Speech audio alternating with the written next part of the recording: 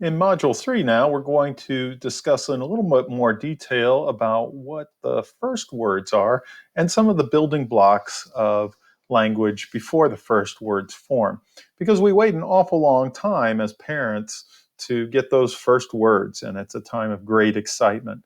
So there are a few little building blocks that happen before we see those first words. And the first of that is something called cooing.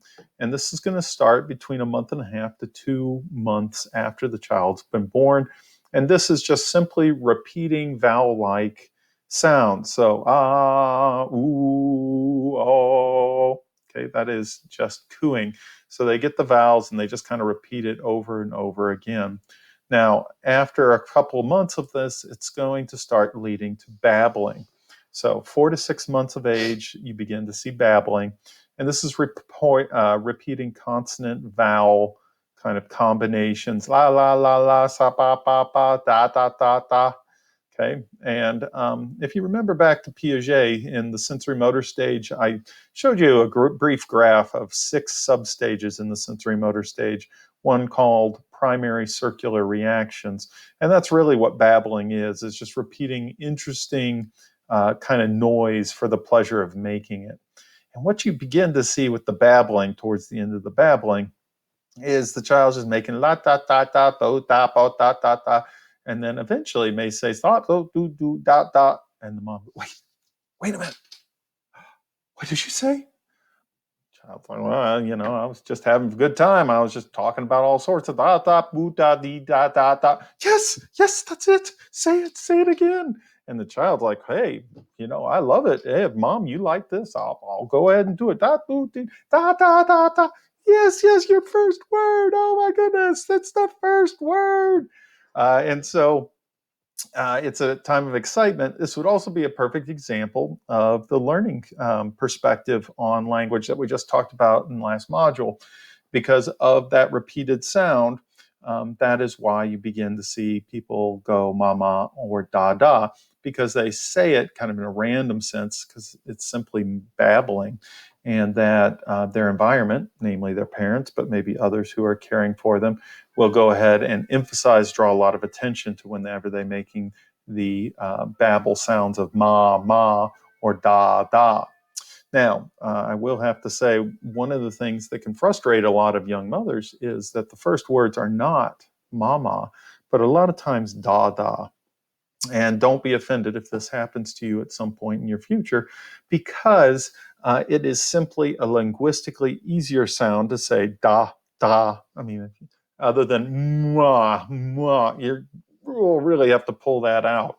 And so da da tends to be said more often, even if mama is doing more of the caregiving at that particular time. So just one of those interesting quirks, and why we accept as parents mama and dada from really little children, because if we had to wait until they could pronounce father or mother, that may take for a long period of time. You may have 150 words before that starts, and you want to be one of the first ones. That's what you want to be as a parent. So some other things that start coming in: word segmentation around 7.5 months or so. This is the ability to detect a word among a stream of speech. So right now I am saying a lot of sounds all kind of rapidly one after another, and yet you all have in your brain, because it's well practiced, can take out each individual word no matter how fast that I happen to be saying them. And I don't have to slow down for you to pick up on it. And so that starts at 7 months. Otherwise, it's just a long, like unending kind of written word if you don't have word segmentation. So quite important. Now, one of the things that you need to remember, and this, if you've taken a foreign language, you probably already know this: comprehension before production. And what this means is that you understand something in a language usually before you can produce that sound or that language. So if you've ever, for instance, I took Spanish. I was an adequate student, I guess would be the most favorable way of describing it. And I had Spanish teachers. Well, I've had several, but many, of course, insisted in speaking in Spanish the entire time. and they're going on fluently, and then they turn it over to you, and you look like, hola, me llamo es, and that's kind of what you say. But it's not that you weren't understanding kind of what the Spanish teacher was wanting to say. It's just you couldn't express yourself. You just didn't have that background knowledge. Well, the same thing happens in young infants and toddlers. And so a lot of times parents and other caregivers will think that toddlers aren't really hearing and aren't really taking in the words unless they can produce some themselves, which is not the case. And so my wife, being a pediatrician, she has to give some of those shots for vaccines and stuff to fairly young children. And so, occasionally you have a very interesting kind of thing because, the baby just kind of looking and then gets the shot and goes, oh, shit. And parents are shocked, of course. You don't want your little child there swearing and doing things like, I just didn't know where they got that from. And, in the back of your mind, like, well, child can hardly walk, so probably isn't at the local bar or, down in the military barracks. It probably was at home where they heard all of that language. It's just they never repeated it because they didn't get a, incentive of a big pain in the side of their arm to bring it on out. But they knew. So this is my caution to, even if a child is a little bit pre-verbal or has very limited words, does not mean they aren't picking it up and understanding to some degree, because comprehension precedes production. Okay. All right. Some other ways that we engage in in language development. Joint attention is a really good one. This is where infants listen to parents repeatedly label things and pointing at objects that hopefully the child is also looking at. So it allows them to understand that you're having the same perspective as them and you're pointing to something and going, oh, wow, look at the chair there. That chair. Do you see the chair? Are you looking at the chair? Okay, that joint attention helps so that you can really understand, that sound, chair, is referred to that thing in front of you that you're pointing to, that you're sharing that vision of. So I know when I say chair, you're going to be thinking of the same kind of concrete object. Okay. Next is syntactic bootstrapping, kind of a complex concept, but I love the name of bootstrapping, just kind of sounds good. So syntactic bootstrapping, what we see here is using the syntax of a sentence to kind of determine the meaning of a word. And so you probably get this all the time, especially reading your textbook, because you're maybe unfamiliar with the particulars of the type of jargon that are used in developmental psychology. And so you hope by reading the whole text that you will be able to, with the new words, pick up the meaning from the surrounding context. And that is syntactic bootstrapping. It's probably one of our more effective way of quickly bringing on board words that we don't have people patiently pointing out and saying, yeah, that's that, like you would with joint attention. So it's kind of a way to kind of get into the fast speed. And all of these skills are going to be leading up to our first words in the most common ones. So what we start off with in around the age of 1 is about when you start to see first words. You may see them a little earlier, especially if they're the mama and dada, which is kind of the babbling kind of reinforcement.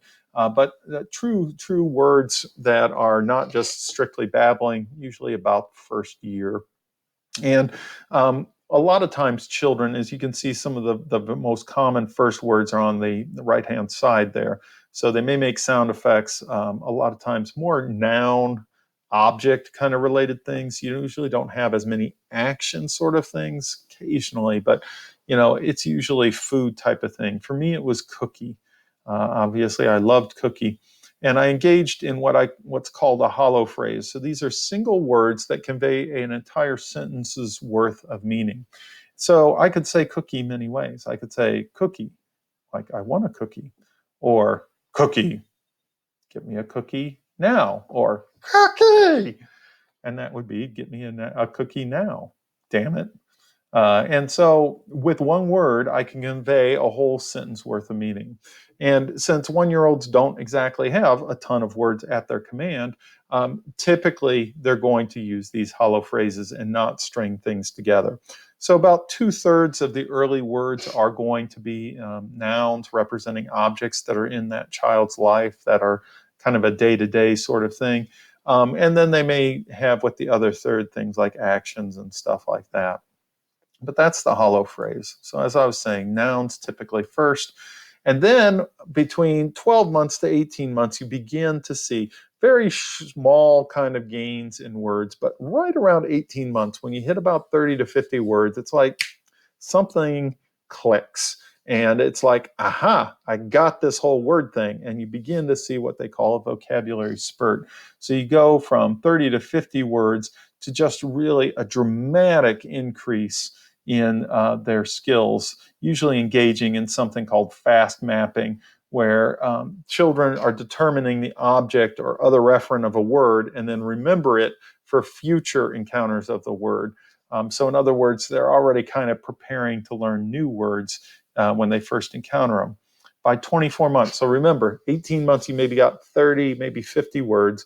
And by 24 month, bam, you got 186. So you've more than tripled, and many times 6 times the amount of words in just 6 months. So it took you 18 months to get to 30, and it only took you 6 months to get about 120 more, or 4 or 5 times as many. So really impressive. As I was saying, fast mapping is just the ability to, when you get something, an object or a referent of a word, you kind of remember it and you wait to see another exposure of it in the future. Here's just an example of this kind of vocabulary spurt, and you can see the median, or the most common of the words. It tends to be that middle kind of light, almost purplish type of line there.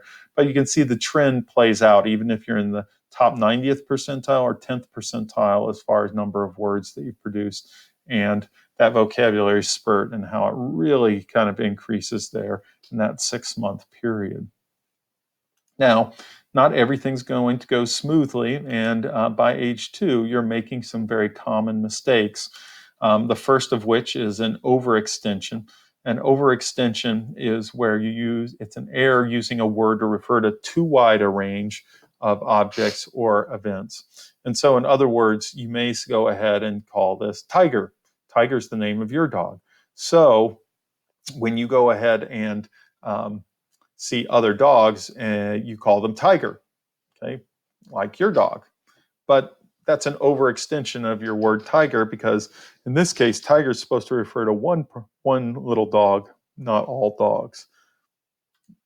The opposite issue is underextension, which is it's too narrow. When a child just uses the word, say, doggy, only for their particular basset hound and not to all dogs. Okay, so you have these kind of issues, doggy and things like that. Now, some other things that you begin to see is the development of simple sentences. So once you get past that vocabulary spurt, you're typically going to see combinations of 2 words, usually an action word and an object. So you have thing like eat cookie, okay? So, or want cookie, okay? These would be simple sentences that you might see in a 2-year-old. Still pretty basic. So what we're going to do in Module 4 then is elaborate more into how these simple sentences become more elaborate, and then how later language changes in adolescence. So that's for Module 4.